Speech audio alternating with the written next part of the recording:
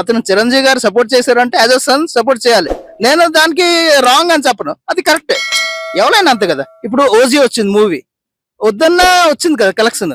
Script బాగుంటే ఎవరైనా వెళ్తారండి. వాళ్ళంతా క్రౌడ్ పుల్లర్, వాళ్ళంతా ఫ్యాన్స్ కానీ ఇది కానీ చాలా ఎక్కువ ఉంటారు. సో వాళ్ళు ఎలా తీసినా సినిమా స్క్రిప్ట్ ఉన్నది అనుకోండి అలాగే హిట్ అవుద్ది. ఫ్లాప్ అవుతే ఏం చేయలేమండి. అంతే, కలెక్షన్ ఎలాగ వస్తే అలాగే వస్తుంది.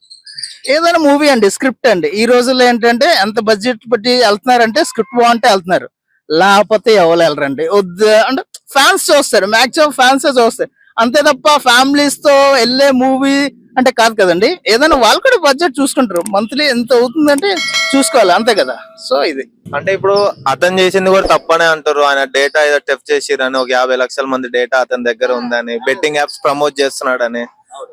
మరి దాని వల్ల నేనైతే పైరసీకి ఎగ్నెస్ట్. అతను చేసిన రాంగ్, నేను చెప్తున్నాను కదా, అతను చేసిన రాంగ్. అతను హీరో కాదు, అతను రాంగ్. అతను అతను థాట్స్ ఉన్నాయి. అతను ఏదైనా కరెక్ట్ యూజ్ చేసి ఉంటే అది చాలా బాగుండు. బట్ అతను నెగటివ్ వాడారు, తప్పు తప్పే. ఇప్పుడు రామాయణం ఉంది, రాముడు మంచోడు కాబట్టి హీరో అన్నారు. రావణాసుడు అంత ఇదైనా సరే విలనే అంటారు, అంతే కదా. ఇది కూడా అంతే, అతను విలనే. అతను పాయింట్ ఆఫ్ వ్యూ లో అతను కరెక్ట్ ఏమో, బట్ చేసింది ఇండియన్ సొసైటీ చేసింది అది తప్పే. సో రాంగ్, అది దానికి ఎన్కరేజ్ చేయకూడదు. రాంగ్ రైట్ రైటే.